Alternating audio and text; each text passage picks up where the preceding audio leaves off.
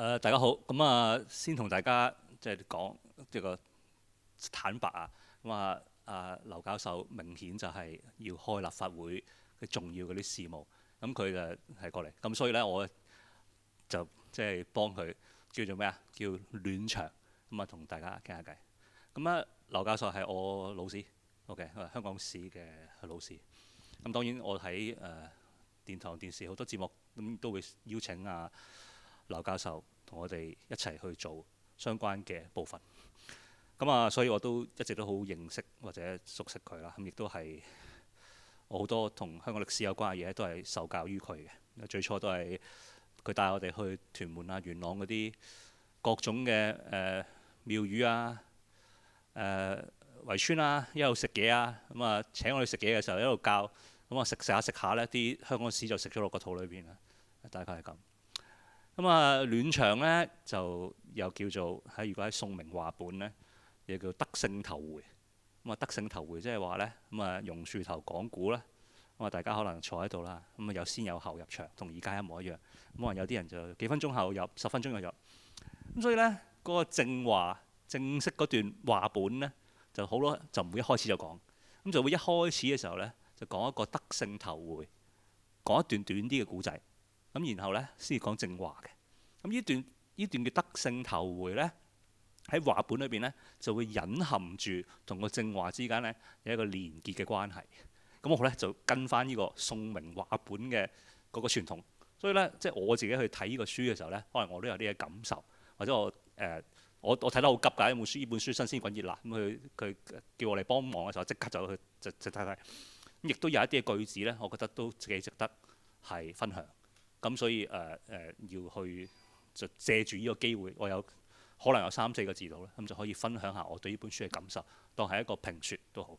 因為我可能你喺香港電台嘅節目裏邊呢，可能睇過歷史係咁話啦，聽過古今風雲人物啦，最近聽過學人沙龍啦，可能睇過中華知識王啦，可能睇過中國火熱新潮啦，聽過都係我嘅節目啦。所以如果你有聽港台嘅嘢，應該對我陌生嘅。我自己有做書評啦，所以我睇嗰本書嘅時候呢，都有啲嘢想講。首先就係我會評價或者去睇一個書啦。我都會諗一樣嘢就係，即係呢本書係我哋叫即係究竟係為咗即係為寫而寫啊，定係有話想説？呢個就係我哋睇一個書可能嗰個起點。我望住呢個書，老實講，大家一可能睇，呢啲都係即係嘅必須要寫啦，或者點啊去做。我睇落去其實唔係。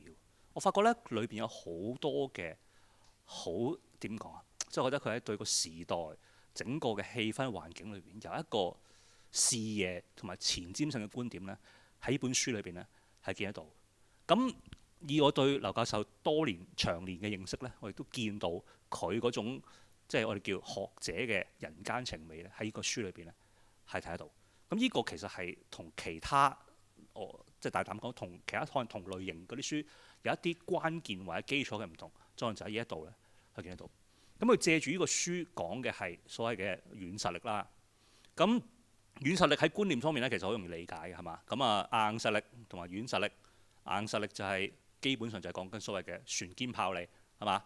我哋由晚清到近代列強欺凌，來去就其實船堅炮利，人哋支炮勁過我哋，我哋去到最後係咪？你都係蝕嘅。就算打到去2026年你都會覺得真係點解可以咁野蠻暴力係咪？亂咁周圍炸都得嘅咧。但係硬實力就係一回咁嘅事。但係硬實力係咪就係唯一嘅出路呢？好明顯唔係。點解呢？因為硬實力咧有一個關鍵嘅缺點，就係咩啊？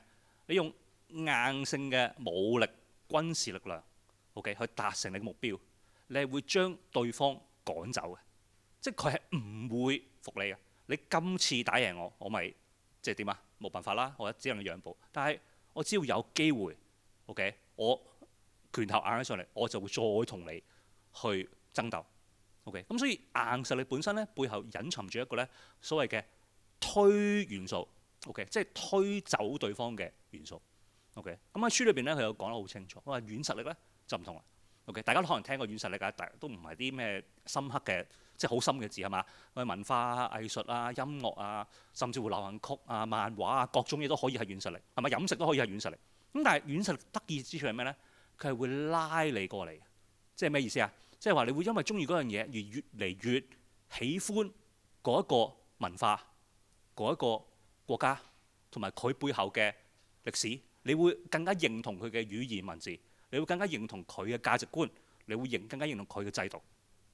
所以軟實力嘅得意之處就係佢可能由一個漫畫、一個食譜係嘛、一餐飯起，但係佢最終佢會令世界各地嘅人對，簡單講就係對我哋啦，我哋國家嘅文化認同係得到提升。咁所以呢個嘅軟實力，咁佢個書就係打造香港軟實力。佢就係講，咦，其實會唔會用翻軟實力嘅角度去諗翻香港？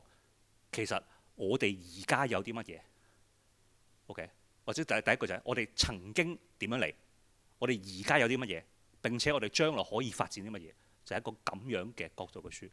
咁我睇嘅時候都即係你見到，即係劉教授當然係一個出色嘅學者，所以我哋我真係暖場啱啱好，因為我啱啱講過劉教授係一個出色嘅學者，咁佢亦都喺度啦，咁啊俾掌聲劉教授。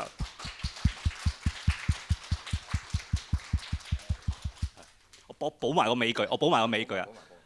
劉教授係出色嘅學者啦，所以你會見到咧，呢個書雖然表面係一個平易近人嘅筆法，但係佢背後嗰個結構咧，就如我所講係好清晰，一步一步有一個所謂學者嘅嗰個展述嘅一個能力。咁所以佢通過軟實力講嘅咧，睇落去可能好簡單容易睇得明，但係佢背後嗰個框架同埋結構係一個完整嘅一個學術結構。咁啊係點樣咧？交翻俾劉教授親自 OK 未？坐定，好。係好首先咧就即係再起身鞠躬多一次，遲咗嚟嚇。好。咁首先我咧一定要咧係即係介紹我呢位師弟，唔係我呢個唔係師弟，學生。咁就而家已經係香港即係佢嘅粉絲多過我嘅，叫做唔可以叫網紅係嘛？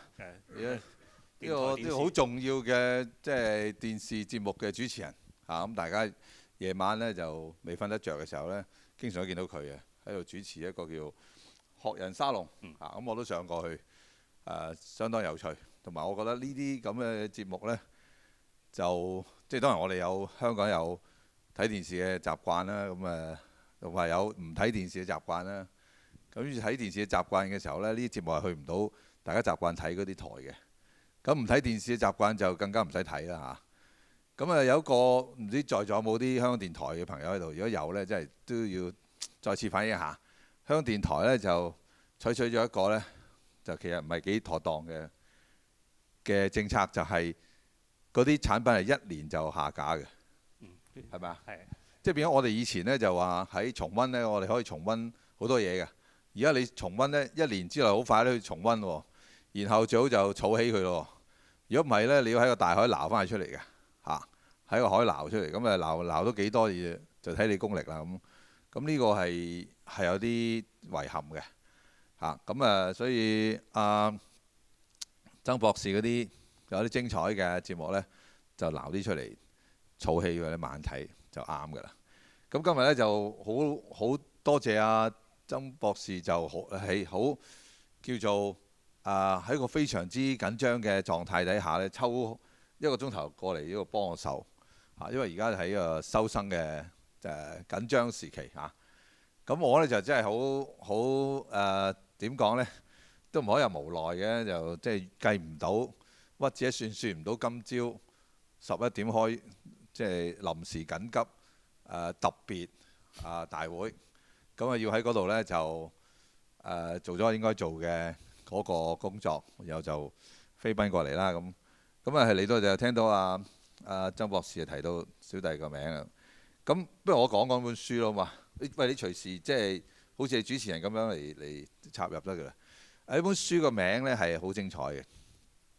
其實我哋磨咗成我諗2年都唔止嘅，就要諗一個題目咧，就係去講由治及興。咁大家都係經歷過或者經歷緊呢個由治及興呢一個咁樣嘅香港嘅社會發展階段啦。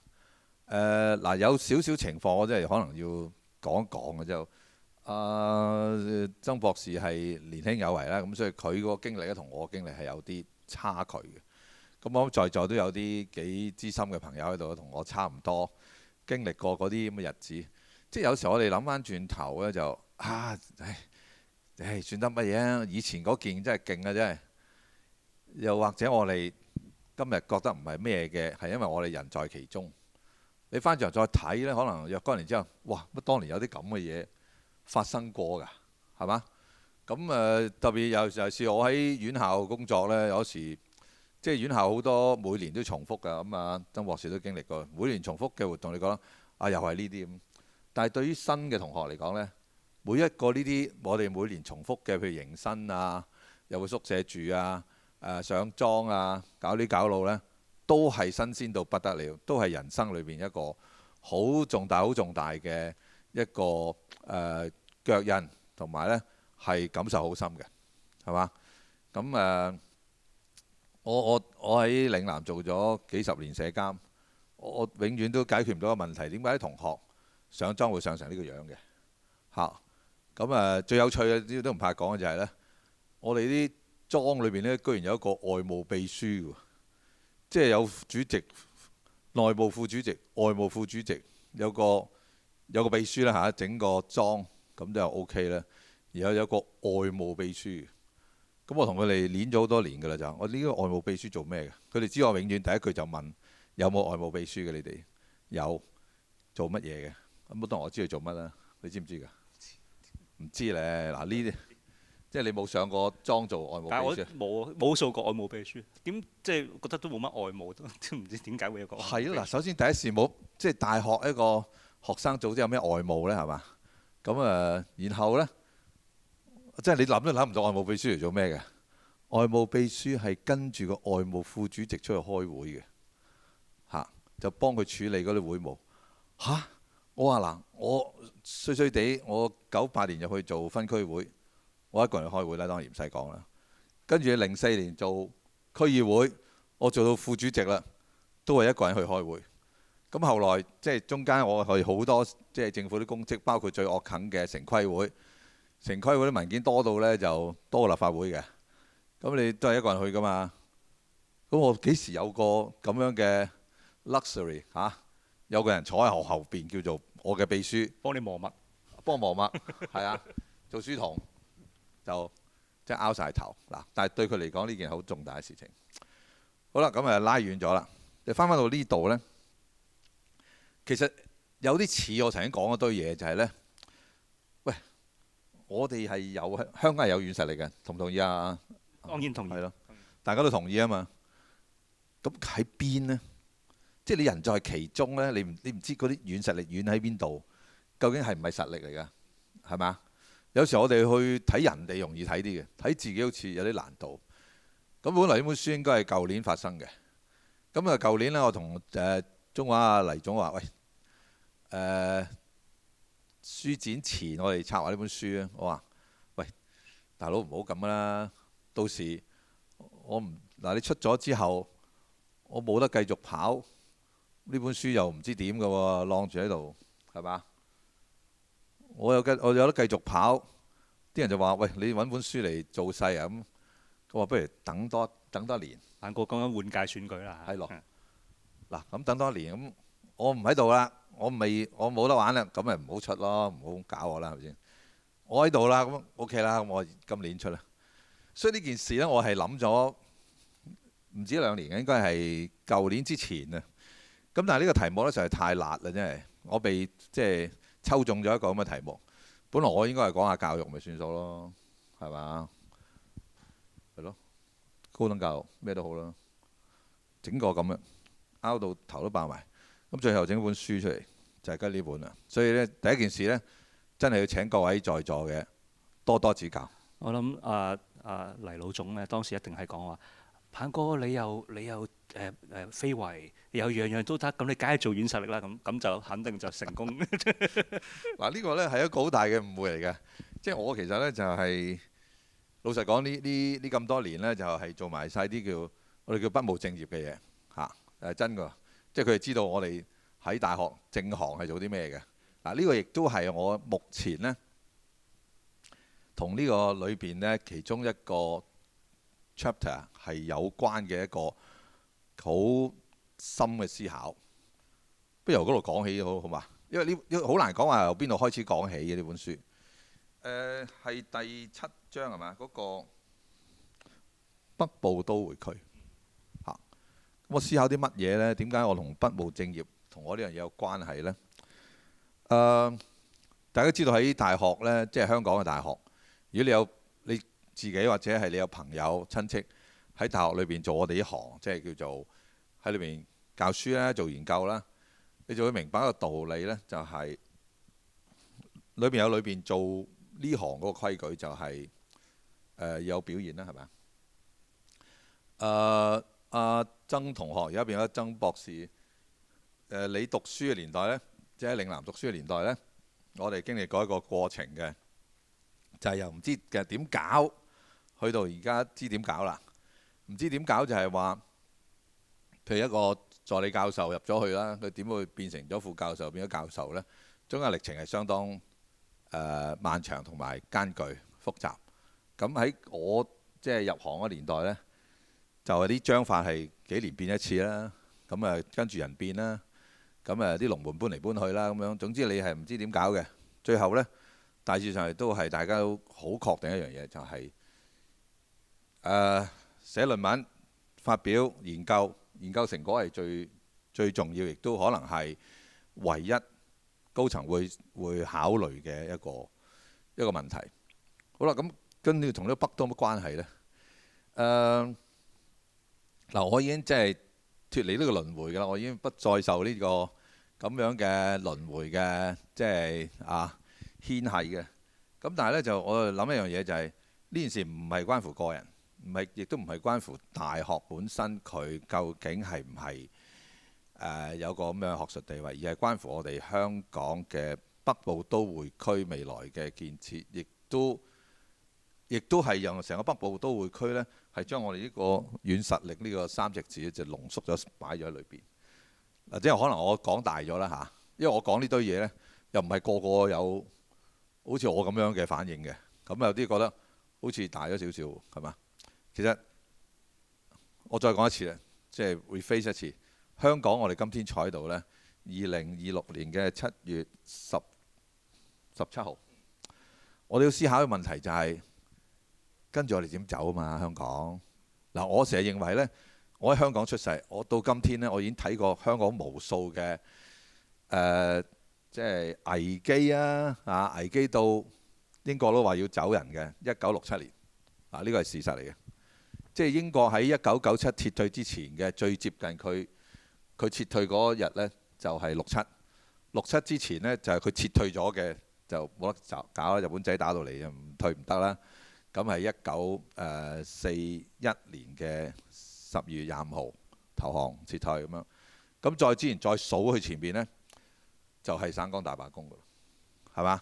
省港大罷工之前呢，就係冇諗過香港係唔要嘅。所以歷史上呢，香港歷史上就係省港大罷工，覺得唔係路啦，走人啦，大佬。於是呢，就阿頭都換埋，居然搞掂咗。金文泰嚟到。第二次就係日本仔打落嚟，打18就唔夠打啦，係咪先？呢個係劇情裏邊有寫咗落去嘅，係一定會唔夠打跟住投降嘅。睇下幾時啫嘛。最初嘅諗法係6、7日就收工㗎啦，可以。佢都算係叻嘅，打到18日。咁投降，跟住翻嚟攞翻之後呢，就曾經有少少葛量洪覺得，咦喂，上面變天喎，得唔得㗎啲嘢？咁當時嘅諗法呢，就係得嘅。我哋大英帝國幾勁啊！咁其實已經知道係即係外強中乾，冇嘢睇。咁都要立架生嚟啦，係嘛？即係如果嗰個年代喺香港生活嘅我哋嘅聽眾朋友都可能見過坦克車嘅，真坦克車，佢喺街度行要上嗰條膠帶嘅，因為如果唔係呢，就等於路政署幫你執一次，成條路爛咗㗎。嗰個叫做百夫長嘅，係當時英國最勁嘅坦克車，係運咗一批嚟香港，住咗喺粉嶺嘅。嗰啲無論咁巨型嘅大炮，仲要起個機場添。嗱，大家可能唔會知道呢，即係我哋個而家個新機場未起之前呢，啟德同呢個新機場中間有一個機場嘅，叫做屏山機場，就係戰後起嘅，就係戰後英國軍部，你知啦。係啊，我哋話即係彭哥正話講個問題係咩呢？你諗下，你2次世界大戰，你英國係輸到一仆一碌，你唔單止喺香港輸，你成個東南亞根本全輸。咁然後你翻到嚟又話自己係主人，你當時嘅華人其實係知你係輸咗噶嘛？即係大家都望住你，你啱啱先打輸咁幾年啫嘛，然後我受苦受難噶嘛，所以佢嘅管治根本上就係極度不穩，佢亦都唔可以用喺40年代、30年代嗰套廿文廿武威勢嘅方法去做。咁你諗下，咦？咁我哋都要可能要俾啲甜頭啲華人，如果唔係，佢哋真係反你台，而且49年之後北上邊已經唔同咗㗎啦嘛，佢隨時可以落翻嚟，係咪？我要收翻就收翻，咁所以成個局面就變化咁嗰啲英國人都可能要管治變做治理一下。係啊，嗱呢個係阿曾博士講係好重要，因為嗰個即係我哋今天我哋話港英時期或者殖民地時期嘅遺產呢，其實相當部分係由即係4-5年打後先發生嘅。咁當然曾經有過一個叫做楊慕琦嘅計劃啦，係嘛？Young Plan 咁樣引入民主。咁呢個好笑嘅，即係我成日有時發夢都會彈出，即係香港嘅民主呢個 issue。即係可能生活太 intensive 啦而家，所以發夢都會諗起啲嘢嘅啫。咁係 anyway 就係咁樣咯。咁所以喺嗰陣時開始咧，成個即係港英對香港嗰個管治咧係變咗。咁當然裏邊係好多同軟實力有關嘅鋪墊喺度發生緊咧，係啦。咁講到最後呢，就係講翻到我哋即係97之前嘅67咁英國人嘅撤退咁樣。咁裏邊呢，就有一個我哋今日都要思考嘅問題，就係即係嗰啲我哋以前嗰啲起起伏伏呢，都有一個好基本嘅還原嘅局面嘅，包括係1945年日本投降之前嘅一段好短時間呢，中環一個 number 嘅舊嗰啲唐樓4層高啲一個 number 值幾多錢你知唔知啊？係唔用錢嚟計數喎，值2棟嘅文化恤，即係我哋而家着緊嗰啲即係 T 恤，你只要俾2棟，由第一棟到呢度，佢就送咗嗰個同你換咗個 number。當然呢個就冇得講嘅，即係就算真係你有文化恤，你都唔夠膽同佢換噶嘛，因為嗰時啲樓係一毫不值嘅。舊樓唐樓最大嘅功能就係即係由頂樓拆落去，拆啲木材嚟燒咁咯。好啦，咁最大危機啦，係嘛？所以都唔使半年啊，歌舞升平。因為一投降之後，一翻轉頭你可以睇翻成個香港嘅局面，睇報紙又好咩都好啦。8月投降，9月英國佬翻嚟，9月16號正式受降。咁跟住下邊啲日子呢，好似冇嘢發生過。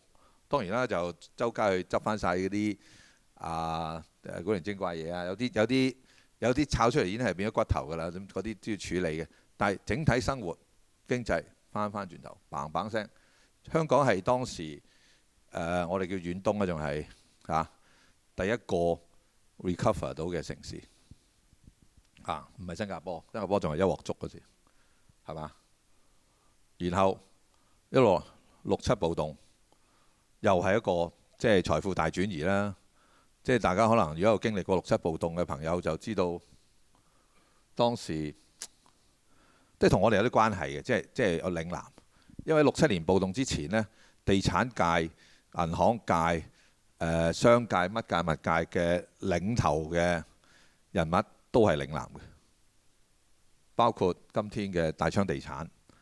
大昌地產當時老闆係陳德泰，咁有型到做咩呢？大昌地產有型到就係太古集團要開發太古城，又將佢由一個船澳變成咗一個即係巨型嘅住宅區，係同大昌合作嘅。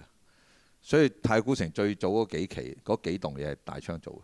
彭哥就係講一段呢，其實得意嘅。點解呢？就係、譬如正話你講到新加坡或者當時馬來亞啦，其實香蕉幣啊嘛，咁啊用緊，咁所以其實佢哋嗰邊嘅經濟，因為嗰啲日本嗰啲咁嘅香蕉幣，即係嗰啲咁嘅金圓券呢嘅破產呢，係非常之嚴重地打擊嘅。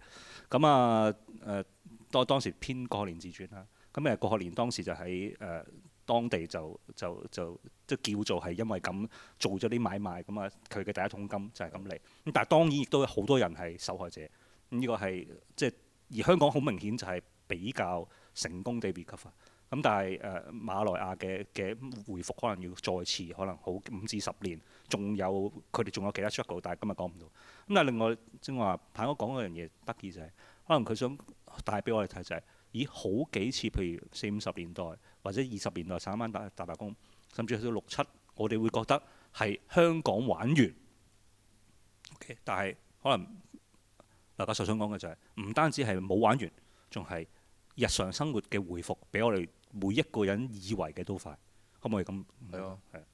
嘭一聲又翻到原狀，冇嘢喎。只不過最大嘅分別就係大昌地產就停咗唔喐，咁四大公司又開始擒上嚟啦嘛。即係會變咗成個遊戲，就裏邊嗰啲主要嘅玩家就變咗啦。好啦，咁再我哋一路數落去啦，就有即係97嘅亞洲金融風暴啦。嗰次我哋真係覺得會死嘅。即係如果大家記得金融風暴去到最尾係咩啊？係沙士啊嘛。沙士呢係每日死人㗎，死到最尾299個係咪啊？我印象中係咁。咁你唔知幾時我哋即係死晒㗎嘛？哇！嗰陣時，但係我哋近呢幾年嘅 Covid， 我哋又好多時候唔記得咗我哋20年前呢執咗一劑咁惡搞嘅嘢。咁嗰時呢就樓價就係由97金融風暴前嗰個好頂跌到去2003年嘅好低，中間係爭咗七成，所以而家好多專家仲喺度講緊7成呢個數嚟做一個 reference， 咁諗住死得啦係咪？咁2003年我唔記得咗踢完邊場波，唐英年搞嘅，就第二天 the next day 呢度呢就係蔡伯利師傅蔡伯利老師話俾佢聽，嗰一日香港翻生，嗰一日疫情就停啦，就係嗰一日。踢咗場波大球場，嘻下下咁樣，我唔記得係皇馬定係邊，總之有2隊外隊。第二天你知發生咩事啊？上面宣布自由行，生晒，疫情又停咗，真係蔡伯利都唔知點解算到嗰日嘅，佢肯定唔知自由行喺嗰日會出現，咁算咗出嚟，咁咪一路行咯。中間咩海嘯啊咩成啊咁冇嘢㗎，係嘛？咁直至到就係2019到而家，呢個真係香港嘅另一個轉變係咪啊？即係03年我就係入 U 嘅時候啦，但係我又冇即係後生仔啊，真係冇嗰種世界末日嘅感覺。就回應翻正話彭哥最初一開始講就係你就覺得每一年做嘅嘢都係即係好無聊啊，年年都重複。但係對於新嘅一代嚟講，係需要一個新嘅，即係你唔可以當啲嘢係玩完咁去諗，其實係有將來。如果唔係就真係冇將來。咁我諗即係個沙士嘅經驗對我嚟講就係一件咁嘅事，即係你唔可以當話可能當時嘅成年人會覺得係玩完，咁但係咁我哋仲喺度㗎嘛？我覺得就係咁，所以嗰個係啊。咁而我睇呢個書都有你正話個。佢講法就係，即係點解可以每一次都會 called叫你可以叫復活啦、翻生乜都好，係你要咩形容詞？因為其實好多嘅城市有本書叫《偉大嘅城市嘅死亡》，大量嘅城市係翻唔到身。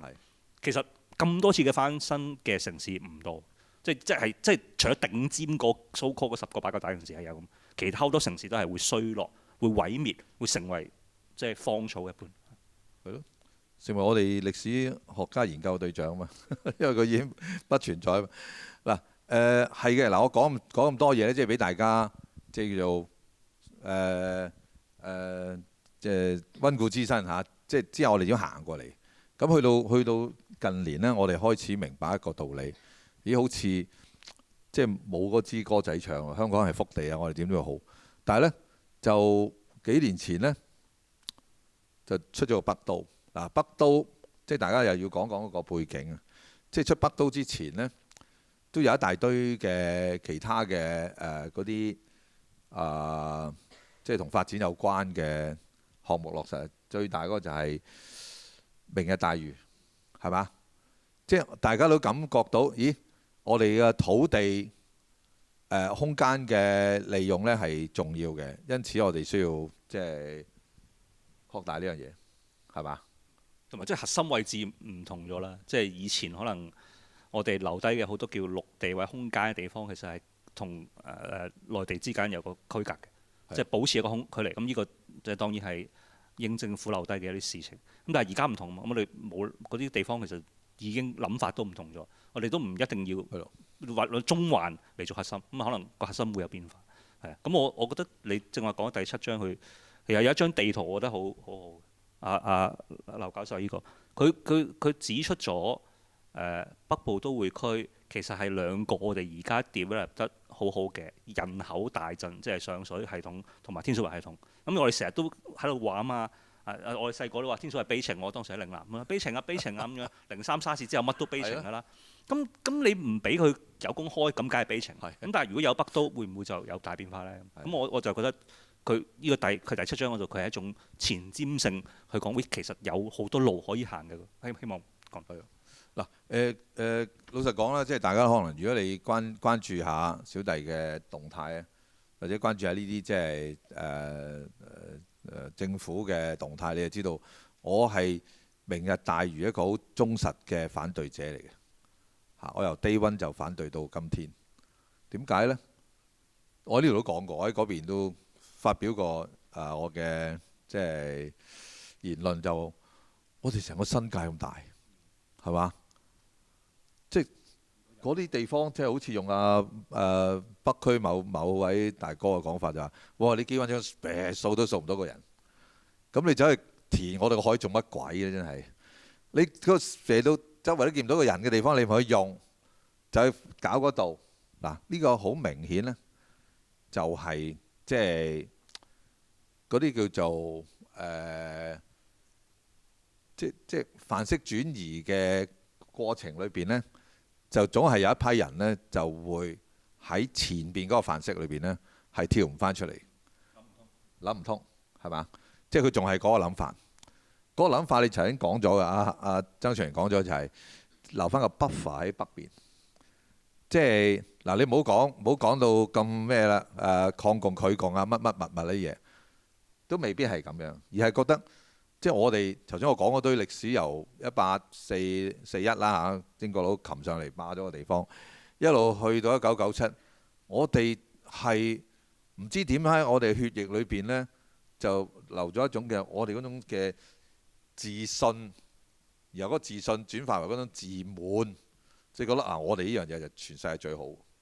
仲有唔知幾時我哋即係當然係我哋知幾時嘅。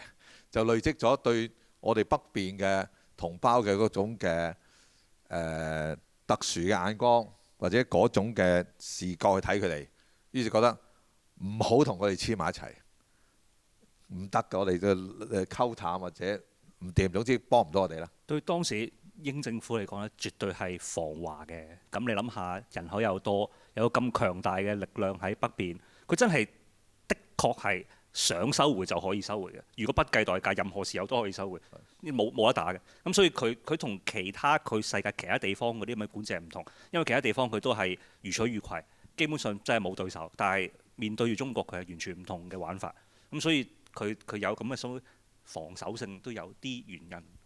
嗱，所以其實即係如果我哋真係要講，我哋即係可以話2010到今天嗰段歷史嘅一個即係大啲嘅背景因素，咪就係呢個咯，係嘛？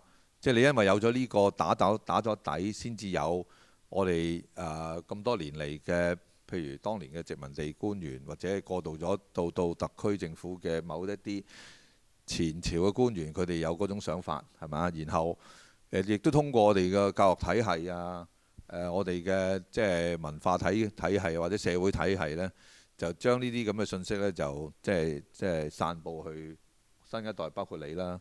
不過你又唔聽書咁解啫，你唔聽呢隻書，於是你就冇咁樣嘅收到呢啲信息。而佢又將佢包裝成為即係 so-called 嘅郊野公園啊，即係好多呢一類型嘅包裝。咁但係我哋今日冇咗時間拆解，但係其實有好多呢啲包裝令你覺得係好正義嘅，但其實係另外嘅原因。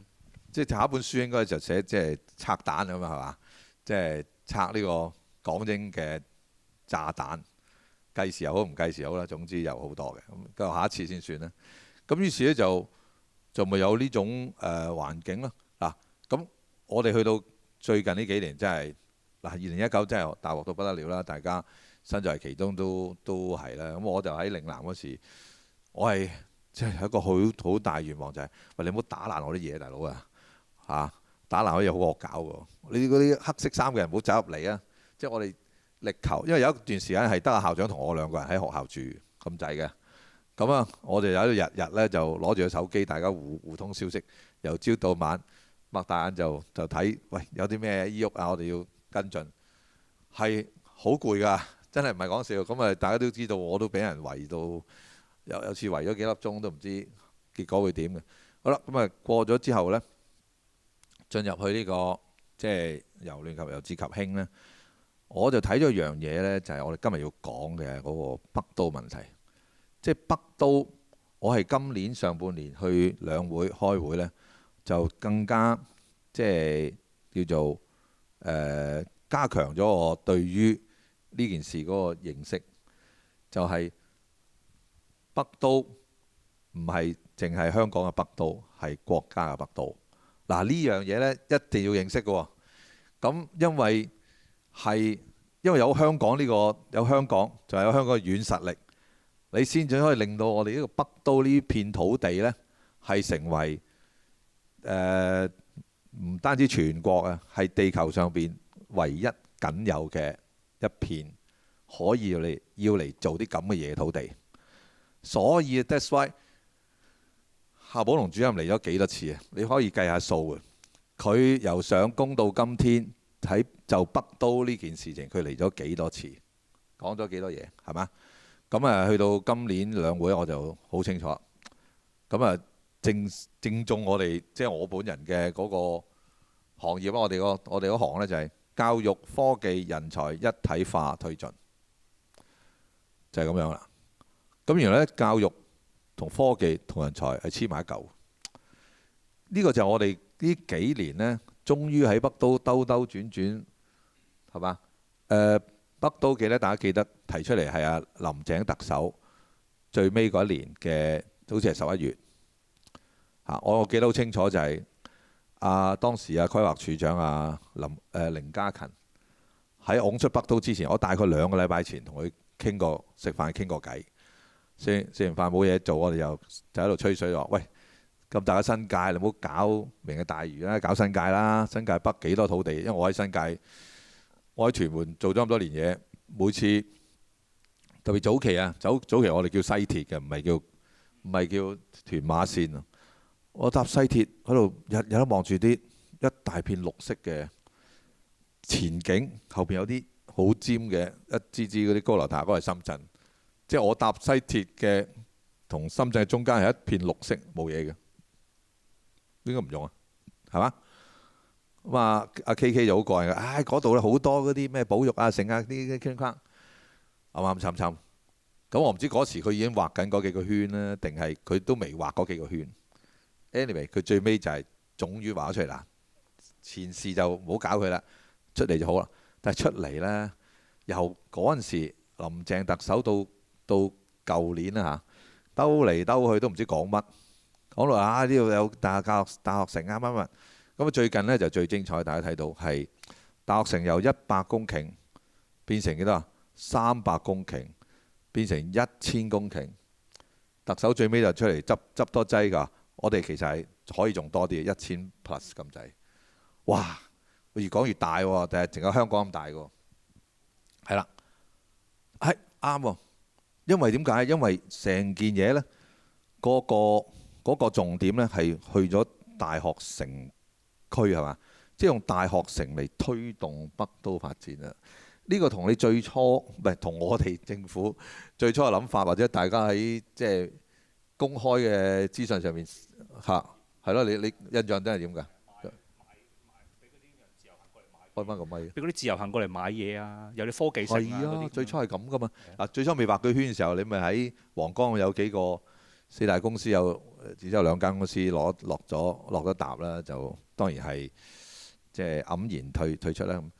嗱，最初係講緊仍然行翻4大公司嗰啲，嗱，我就賣地俾你，你又賣地俾佢哋，於是我再賣地俾你，你再賣樓俾佢哋，好。喂，點賣嗰度？嗰度等於成個九龍嘅總和都唔止喎啊！好啦，咁慢慢喺度拉扯啊，跟住有科技嘛，高科技就將啲錢咧劈去孫東嗰個局嗰裏邊啊，注資啊呢樣嗰樣啊，條數唔知點賣㗎，我而家話俾大家聽啊。咁跟住呢，教育大學城係點啊？大學城呢，就係喂，嶺大你唔夠地方啊？俾啲你啦。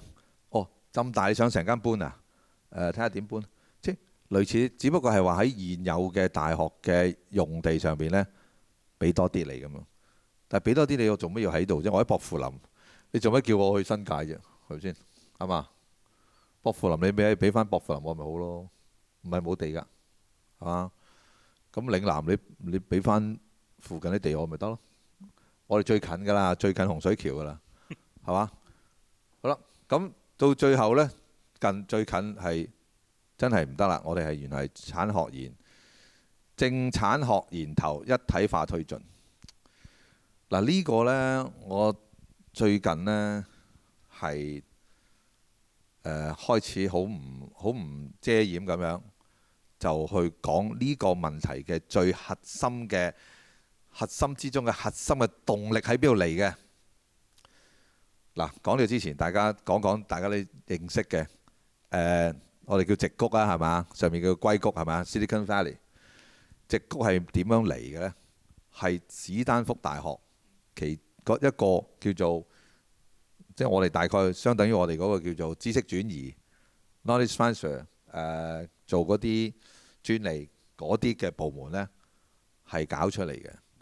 因為當時佢哋啲教授呢，就有發明咗好多嘢，就要去 market 啦，攞專利啦，咁同出邊啲即係公司合作啦。點搞呢？不如揾個地方俾佢搞咯，就係即係正好 say 嘅 Silicon Valley。咁呢個 pattern 呢，哇無數年之前已經 work 緊啦，係嘛？即係我讀緊大學嘅時候已經搞緊呢樣嘢。好，搞咗完之後就複製啦，周圍都有。美國都有，歐洲有，最近我哋新加坡做啦。喂，最勁嗰個唔係佢哋，係我哋嘅祖國啊嘛。嗱，深圳就係做呢樣嘢。咁如果你話仲有其他舊年杭州陸小龍爆出嚟，其實杭州陸小龍呢，唔係一個單一嘅個案嚟嘅，佢有蘇州4小蟲呢個福州啊幾多？其實所有地方都有呢樣嘢。嗱，我舉一個例子咧，我哋以前中聯辦副主任譚鐵牛哥呢，就喺度退咗之後呢，就去咗南京大學。我已經到呢度啦，叫人哋仲未入正題添。嗱，南京大學做書記，南京大學係好慘嘅大學，你知唔知啊？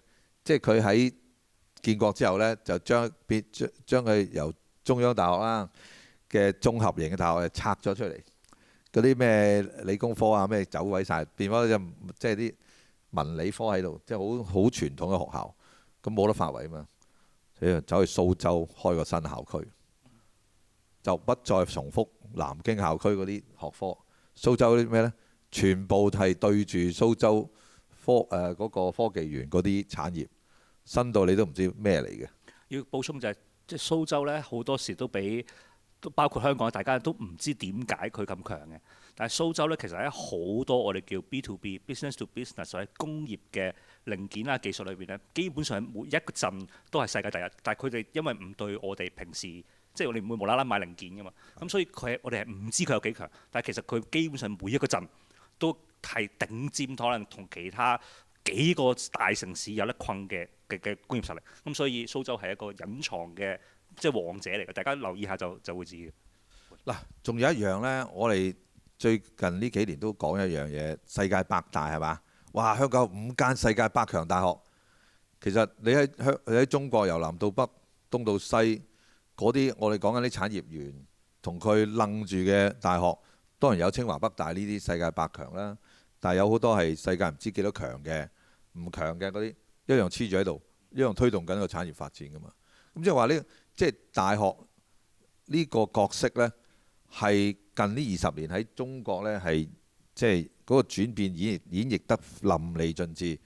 咁我最近都喺嗰邊都唔客氣都講啦，我話大學因為施政報告啊嘛，我要同阿特首講施政報告。我話阿特首啊，大學已經唔再係好似以前咁做純粹嘅學術研究，然後將學術研究轉化為教學嘅信息傳授咗俾學生，學生出嚟社會做一個即係有翻上下水準嘅僱員係嘛，即係打工仔咁樣。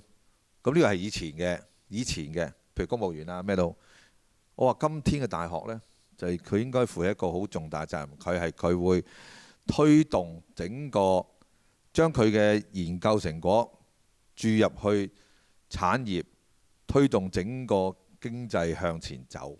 而呢一個咁樣嘅模式呢，唔係我哋即係憑空想像，喺呢個世界喺呢地球上已經發生咗無數年，亦都係喺今天最大嘅經濟體美國、中國裏邊呢，都分別係得到即係認證，確認佢係成功。我諗內地比我哋行得更加耐同埋好成熟咁啊！大家都可能聽過清華遙班。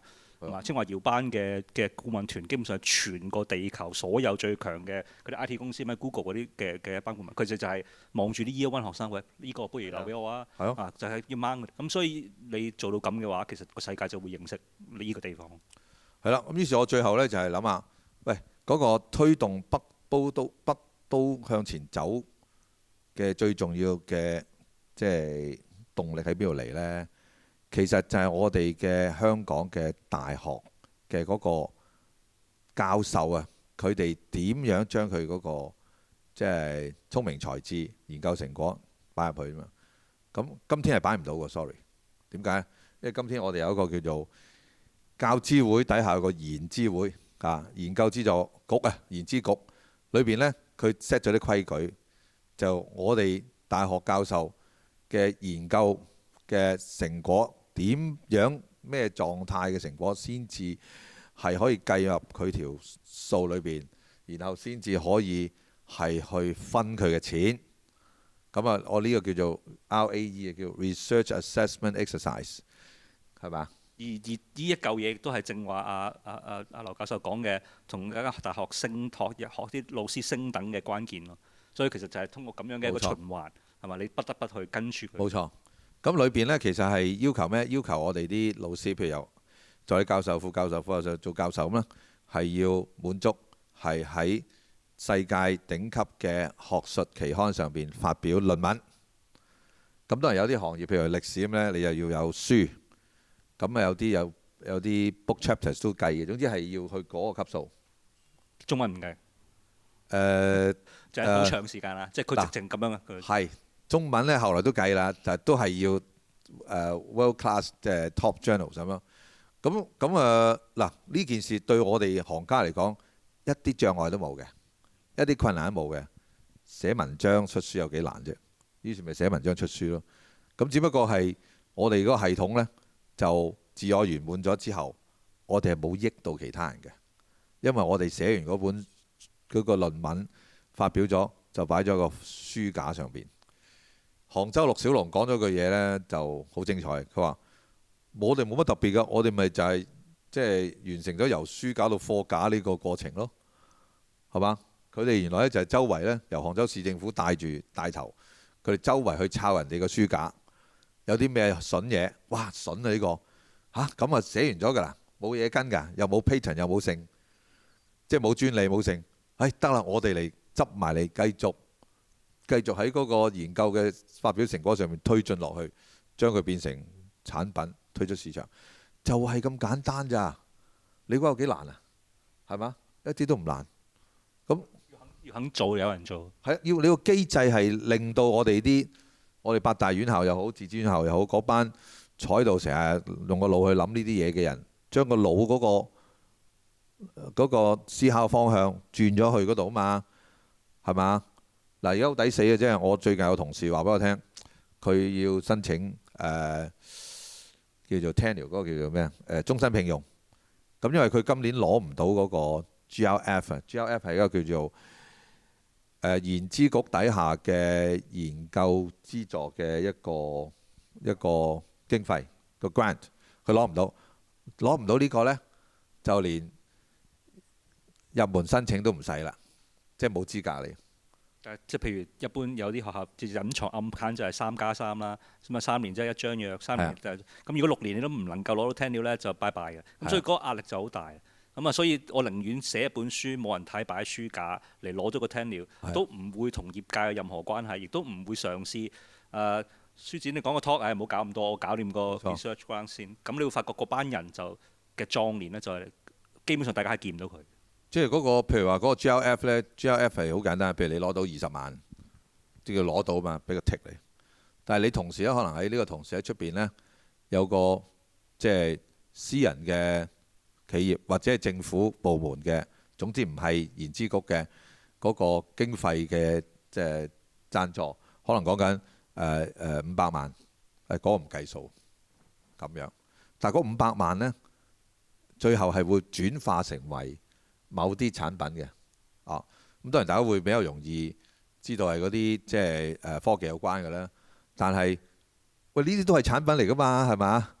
呢啲係即係文化嘅即係產業，咁你轉化咗都係一個 product 嚟嘛，係嘛？我諗即係其實大家要明就係彭哥嘅書嘅，譬如第4章應該人才嗰章，同埋第7。即係嗰個北都嘅章，其實寫咗好多，正話佢講嗰啲部分。點解正話講得咁反覆去講，就係其實呢啲係一個軟實力嘅好重要嘅部分。可能彭哥就劉教授啦，佢心目中講嘅係即係嗰個所謂嘅軟實力，其實係大家啊嘛，即係在座各位嗰個人才嘅力量係好大。咁但係點解你會覺得你唔係軟實力呢？其實就係因為我哋有框架冇理過我哋自己嘅人本身係軟實力，所以我哋覺得自己係冇力嘅。然後我就不斷講，你睇下日本啦、韓國啊幾個軟實力，我哋乜都冇。咁可能個書就想我哋話，喂，其實唔係喎，係嘛？你會換個視野睇，其實我哋有嘢嘅。不過我哋被某啲機構、某啲組織、某啲慣習綁手綁腳，令到我哋冇辦法去做。而或者第7章嘅北都係一個出口都唔定。係啊，係咪咁？嗱，咁啊呢度翻轉頭咧，就係話我哋要做嘅咧，就係釋放我哋行家喺佢嘅即係學術生涯裏邊嘅嗰種能量咧，係將佢灌注入去北都嘅產業裏邊咁然後咧先至有機會係推動呢件事發生嘅。咁就你咪要咩啊？係咁我哋咧就俾啲掌聲啊，曾博士咧佢就係話佢嗰啲慣習，我嘢翻去當值啊。係你翻嚟當值。咁下一次咧就有機會咧就請阿曾博士咧就再同大家俾個 talk，或者我同佢再切磋一次。好啦，我翻轉頭就係話成件事，我哋再講翻點解北都咁重要呢？我諗到今天好多市民都未必掌握到。其實北都對香港嚟講係異常重要，對國家嚟講更加重要。因為中國呢而家即係你知道喺呢個地緣政治嘅底下呢，我哋呢即係過去10年8年呢，係受咗好多苦嘅。而家只能夠盡力呢，係即係大家知呢啲細節我就唔講啦，係咪先？大家即係上下一心去動到難關啦。好啦，當中最大問題就話我哋裏邊嗰啲即係產業啊，或者係嗰啲科技，即係點樣再向前走呢？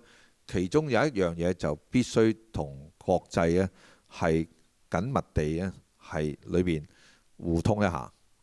咁喺全個中國裏邊呢，可以做得到呢樣嘢嘅呢係冇嘅，除咗香港。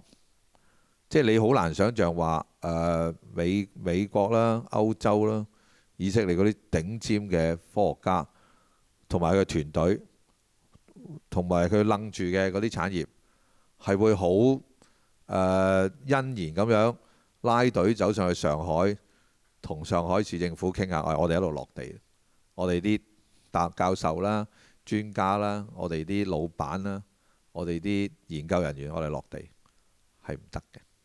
因為體制問題，因為國際形勢問題，而家係做唔到。咁唯一做到邊度呢？就係香港。嗱，香港呢係好好彩咁喺整個即係特朗普同埋呢個呢個美國政府嘅即係打壓底下，放一條生路俾香港。即係我哋呢曾經有段時間俾美國拱啊，將我哋拱埋去內地。嗱，你哋係一樣嘢嚟嘅。好彩而家仲未係。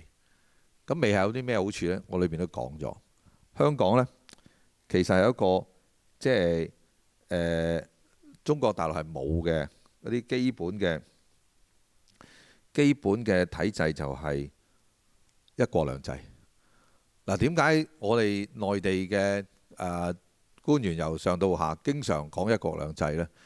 即係你會發現呢，即係如果你熟悉內地嘅情況，咁裏邊講嘅嗰啲好簡潔嘅嗰啲話語呢，其實裏邊即係隱藏都幾深或者幾複雜幾具體嘅啲政策喺裏邊嘅。一國兩制呢，一國當然冇問題啊。兩制點解要講兩制呢？就係有好大嘅程度上，我哋嘅國家係用緊內地嘅體制去管理呢個國家，去面對呢個世界，係嘛？咁有啲嘢我哋係好一國一制嘅，就係軍事外交，好清楚㗎。香港唔可能有外交，亦都唔可能有軍事嘅呢個係必須係國家嘅行為嘅。咁所以基本法呢係好清楚，我哋回歸嘅時候呢，將呢兩件嘢拎咗出嚟俾緊國家。咁其他嘢呢就唔係啦，特別係喺即係社會經濟文化民生各方面呢，其實香港呢一制呢，係喺好大程度上唔係淨係為咗保留香港700幾萬人嘅生活習慣而留翻呢個香港呢一制，絕非如此。特別係我哋而家幾多香港市民係喺即係北上消費嘅嗰個蜜月期裏邊呢，係享受到嗰一制嘅帶俾佢哋嘅滿足，係咪啊？所以我哋唔需要呢一制噶嘛。對多數嘅人嚟講因為呢一制呢，如果你唔去到某個層次呢，你見唔到佢嘅功能嘅。功能喺邊度呢？就係我假設緊我一個 picture 緊一個北都嘅最佳狀態，就係香港嘅大學教授同香港嘅嗰啲即係前沿嘅產業投資者同埋我哋嘅團隊，包括頭先講嘅天水圍北都北區嗰啲人口嗰啲勞動力結合咗一個團隊，然後呢，就同內地最頂尖嘅清華北大乜人都好啦，總之你拉個咁嘅份量嘅團隊，有教授、有科學家、有產業、有投資者，係嘛？有技術人員，呢度兩個咁係唔夠嘅。第三個係咩呢？海外吸收，喺呢兩個聯手嘅情況底下，吸引海外嘅團隊，又係教授、專家學者、產業投資者、技術人員進駐。嗱，你喺地球上面揾唔到呢個三方嘅聯合嘅一個咁樣嘅局面，揾唔揾到啊？揾唔到喎，係咪啊？即係你睇喺美國呢，美國成日行住啲中國嘅即係產業嘅。咁中國當然你睇唔到有美國嘅譬如 Tesla 呢啲係例外嘅，同埋都係有限度喺裏面發展。咁香港就有個咁嘅好處。咁呢個好處當然對，譬如對西方或者即係海外嚟講，點解佢要嚟香港？因為香港後邊有中國啊嘛，佢去唔到中國啊嘛，佢唔可以直接去中國啊嘛。去中國又驚咩呢？中國係中國體制啊嘛，香港係咩啊？香港係香港體制啊嘛。香港體制裏邊有咩？有 common law。喂，普通法呢，唔好睇小普通法。雖然係呢個普通法喺地球上邊呢，係屬於唔係最多數嘅國家用嘅，多數都唔係用普通法。但係普通法佢即係支援嘅個經濟體量呢，又係全世界最大嘅嚇，包括美國、英國呢啲嚇咁樣。咁呢個普通法喺香港呢，係唔能夠拎走嘅，一清二楚。因為有咗呢樣嘢，兩制先至喐嘅，係嘛？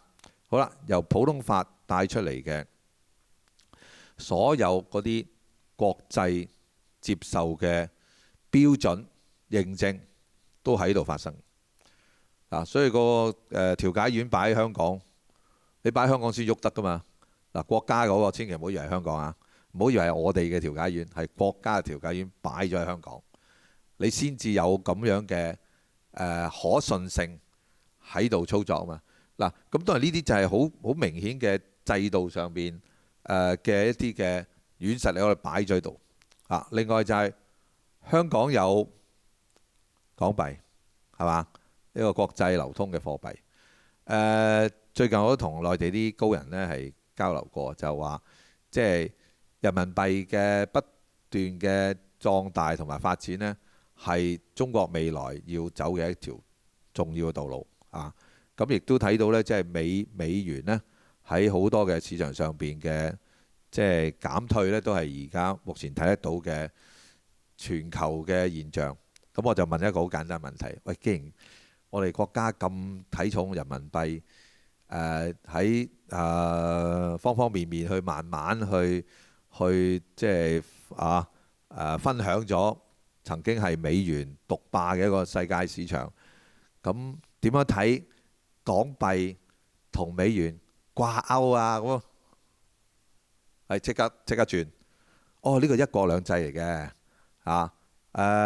香港亦都而家我哋人民幣未帶到我哋香港要轉呢樣嘢，美元仲係好強大嘅。重點喺度，因為香港我哋有咁樣嘅貨幣體制呢，係全球通行嘅，同美元拍住咗。咁於是呢，你嚟到呢度你就唔使轉人民幣啊嘛，你繼續喺度用緊美金，冇問題。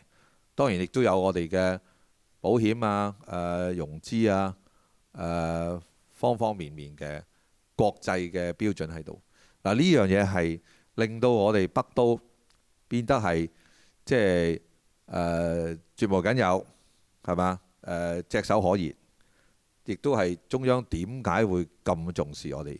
因為佢裏邊開10個蘇州科技園，乜嘢都好杭州6小龍變咗60小龍都好，你都只不過係中國大陸裏邊嘅一個發展，你出唔到海咁所以點樣可以令到香港喺新嘅世代裏邊呢，再次即係叫做表現出佢嗰種獨特嘅魅力同埋能力，係嘛？提升佢個能量。咁我覺得成件事就喺北都。所以近期呢，我哋喺嗰邊討論呢，就冇乜講其他太多嘢嘅，講嚟講去都係講北都因為北都就將所有嘢聚焦晒喺裏邊，得唔得就呢鋪啦留翻啲 Q&A 啦，係嘛？我哋其實頭先講咁多嘢呢，就都冇講到啲書裏邊啲細節嘅。咁因為咧細節咧就有啲就唔容易講嘅，即係真係好遠嘅，遠到你係要慢慢去思考，你先至感受到嗰樣嘢嚇。咁我不如我哋對話下啦。好啦，有問題就係有位聽眾咧就話，佢係香港優才，浙江大學博士，佢喺杭州有 AI 科技團隊，主要做虛擬社區，想落戶香港發展同埋上市。佢就問我，好似咁樣嘅科技初創團隊，點樣香港今日嘅環境底下揾到自己嘅發展方向同位置？嗱，呢個題目呢唔係我作出嚟啊，係咪啊？係咯，係即係問嘅。嗱，呢個呢就真係問得好型嘅。其實呢個就係我想像中嘅北都嘅其中一個情況。或者我答之前呢，先俾個問題大家思考下啦。我哋近呢幾年呢，成日講話香港係國際高等教育樞紐乜乜物物係嘛？咁大家都見我答咗唔少問題啦。我今期做咗教育委員會嘅主席，就經常啲教育問題懟晒俾我啦。過去呢，就我哋喺上一屆特區政府，唔係上一屆嘅立法會裏邊同特區政府呢，就對接咗，就將嗰個至少係8間大學嘅非本地生嘅本科生嘅人口由20%，我記得我哋講嘅，噥一聲提到40，呢個係大概3年前發生嘅。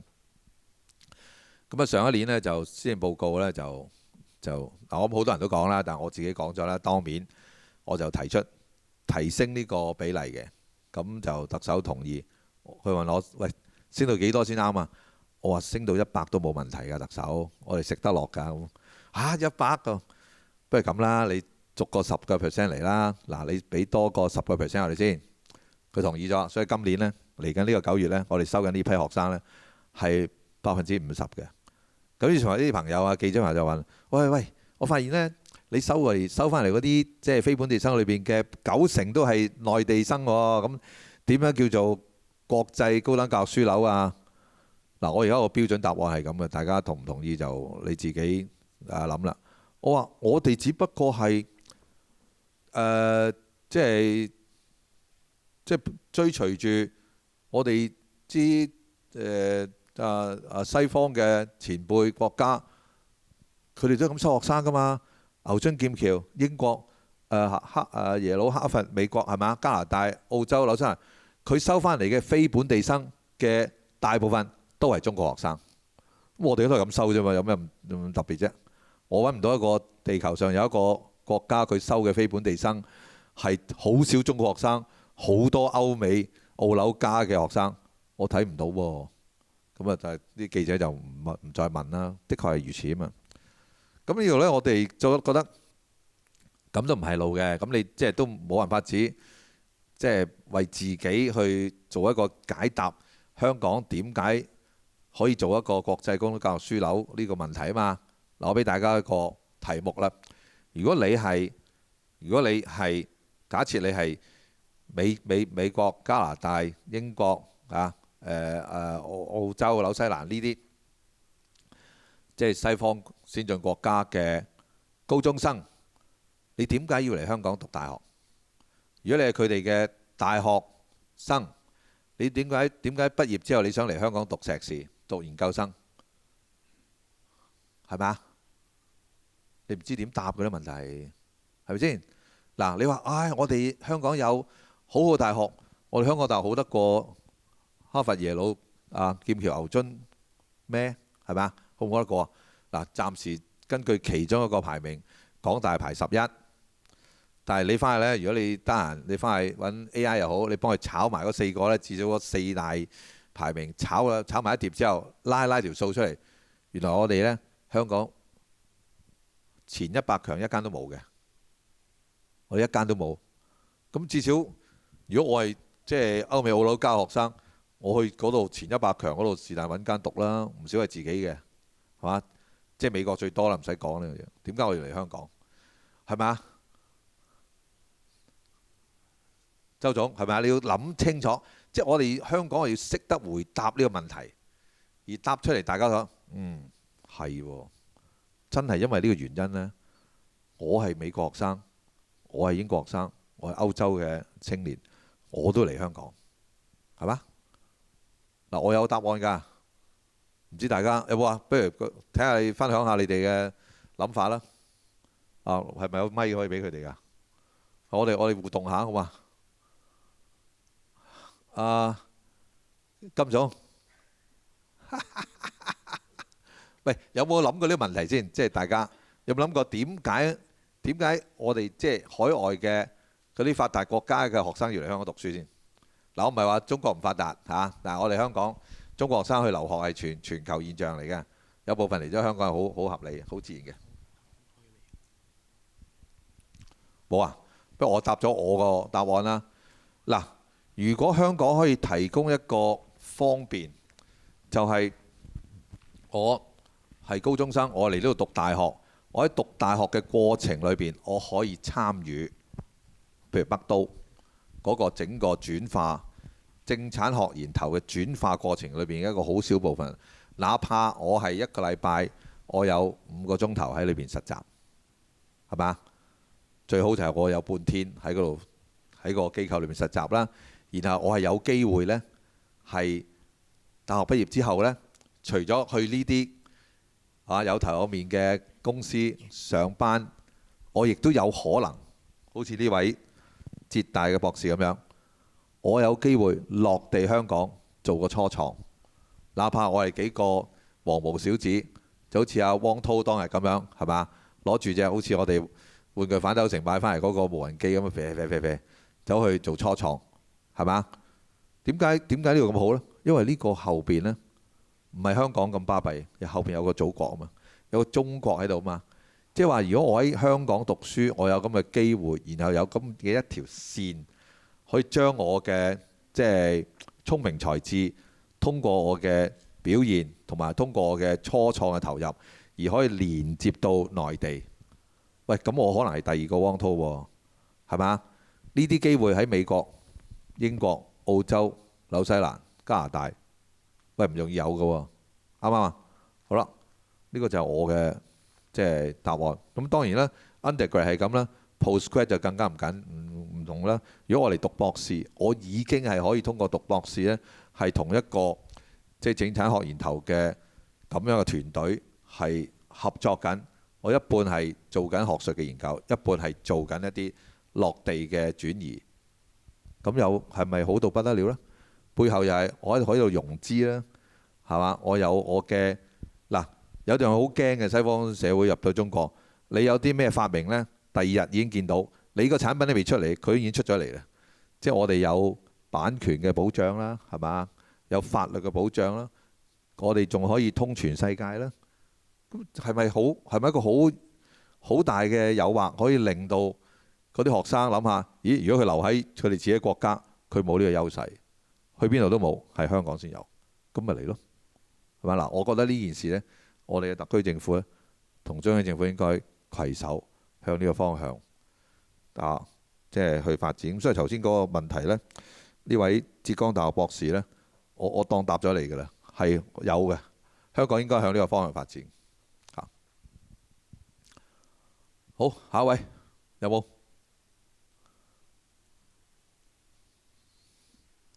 後邊呢位，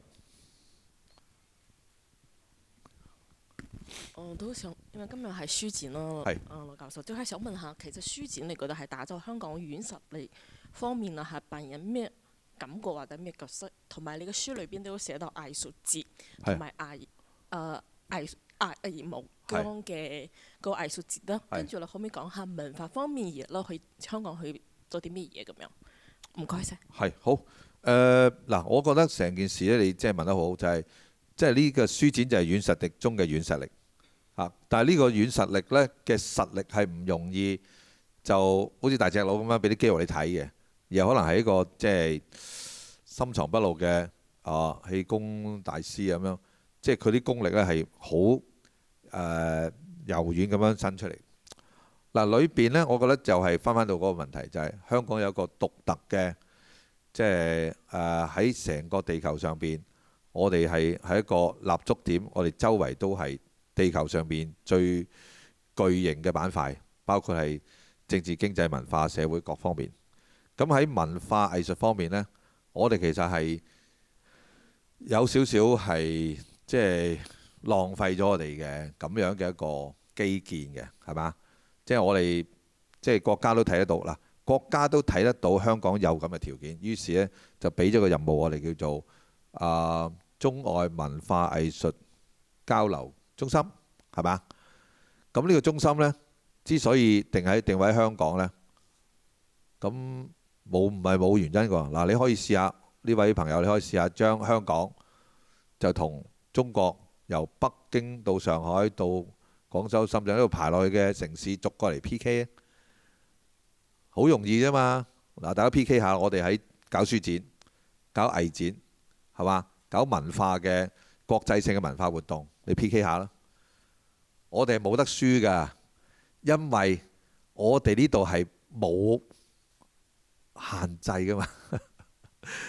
仲有我哋呢度呢，係真係兩文三語都得㗎嘛，係嘛？嗱，你譬如我呢本咁樣嘅即係絕作小書，我去唔到美國嘅，係嘛？我唔知有全世界有幾多書展呢。總之其他書展我未必去到，咁我嚟香港去到。嗱，香港書展喺呢棟樓裏邊，大家知道啦，唔使我講啦，大家出版界即係高人咧都睇得好清楚。我哋乜嘢出版社都有，香港有，海外有，係嘛？內地有，咩文字都有㗎。咁係香港先有咁大嘅叫做寬容度又好，或者氣度又好，或者係嗰個制度又好，令到呢啲嘢發生。藝術都係嘅。我哋最可惜就係話，曾經有一個年代，我哋係即係自滿於我哋係地球上邊3大藝術品交易中心。嗱，即係上邊叫我哋交流，唔係叫我哋淨係去交易啊嘛。嗱，交易當然係，但係交易背後呢，我哋都需要有一個即係文化嘅嗰個底蘊同埋個基礎喺度。我成日推廣即係一樣嘢，就我係香港人，喂，唔該大家多啲文化素養先得㗎，毛筆都唔識揸咁樣點講啊？係咪先？咁呢啲嘢我哋其實喺社會係要有一個精神面貌嘅。咁嗱，頭先我答你嘅就話，我哋係有即係體制上邊嘅優勢啊，同埋香港由1841開始啦，我哋其實係一路不停地係發展成為一個包容性係超級強嘅一個社會。嗱，我哋唔好講話我哋香港人乜，香港人呢個身份咧好特別嘅，佢係不停地喺不同嘅年代呢，佢係有即係新嘅元素加入嘅。簡單從移民嘅角度就明白啦。香港第一代移民係太平天國年代嘅移民，一路因為各種嘅原因，我哋不停地有移民。咁頭先呢位浙大嘅博士，佢就係新一代移民咯。咁佢帶嚟佢可以同我哋即係分享嘅佢啲架生，我哋原有嘅又同佢分享，咁咪撈埋咯。所以講翻轉頭，我另外啲書就講非遺。非遺裏邊咧，我覺得最有趣嘅就係香港有一個上咗名單嘅非遺，叫做港式奶茶。奶同茶呢樣嘢全世界都有嘅，奶同茶溝埋一齊呢，呢個世界好多地方都有。我哋國家都有，當然鹹嘅多啲，甜嘅少啲。但係偏偏嚟到呢個地方呢，我哋將佢撈出咗一個係呢個地方嘅特色。最有特色嘅地方、最得意嘅地方就係港式奶茶係點樣整嘅呢？我完全唔會 buy 嗰啲。你必須要咁 A B C D 1 2 3 4做齊晒。Sorry 啊，唔係咁嘅。100個奶茶師傅有100個 formula， 但係100個奶茶師傅沖出嚟嗰杯奶茶呢，100個香港人飲完之後都話呢杯就係港式奶茶，係唔會錯嘅。呢個咪香港嗰個包容性嘅體現咯。所以頭先嗰位朋友咁問呢，我覺得就係我哋本身血液裏邊呢，就留住咗我哋乜嘢都啱使嘅，冇所謂嘅。然後我哋體制上邊呢，我哋有個空間係方便咗全世界嘅即係文化嘅參與者嚟呢度交流，好嘛？好，仲有冇㗎？執多條啦，好嘛？或者我哋文化界嘅即係前輩金老師問個問題啊？有第二個已經有啦，兩個都回答啦，係咪啊？有冇第三個？係咯，係好。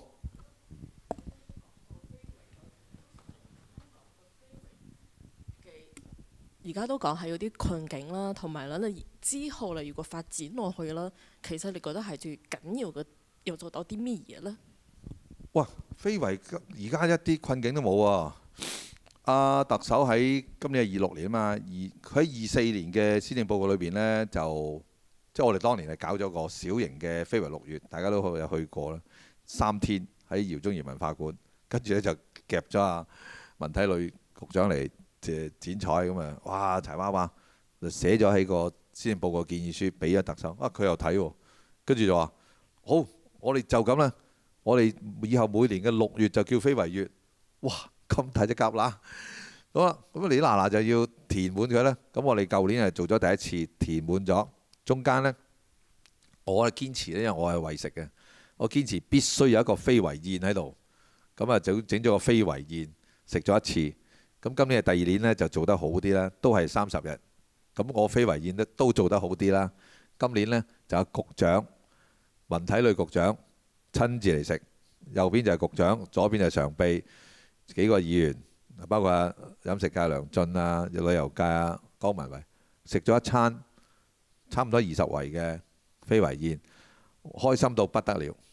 而家就政府至少康文署咧就接受咗非遺宴，作為一個可以代表香港去宴請啲外國或者內地朋友嘅一個菜式。嗱，所以咧今期嘅即係今年嘅非遺月呢，我哋就增加咗少少咧，即係康文署就放膽去做啲咧，就增加咗咩？增加咗一個即係可以賣嘢嘅市集，咁裏邊開始賣呢啲嘢，就係啲文創產品。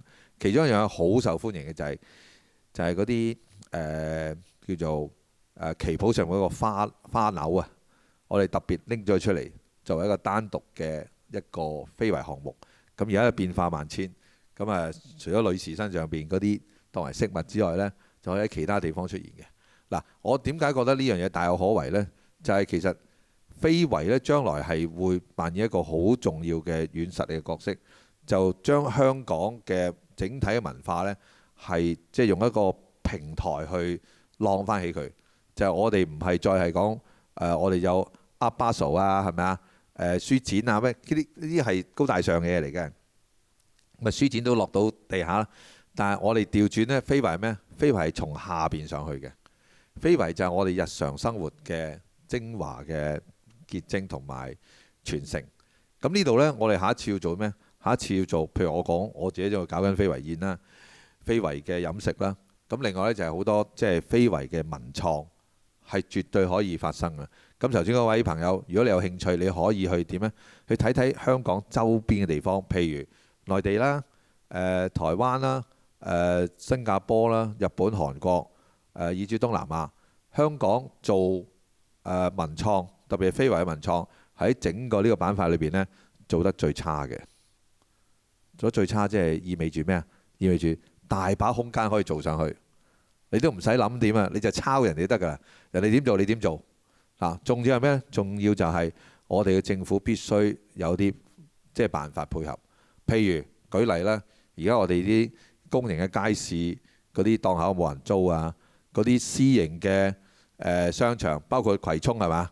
葵涌嗰個人來人往，人冇得行嗰，而家都好多吉鋪啊，周圍都吉鋪，周圍都即係冇人做呢啲嘢，係咪可以諗個辦法俾我哋啲年輕人或者非遺嘅嗰啲傳承人工作者有個可以發揮嘅地方，將非遺變咗一個產業推出去呢？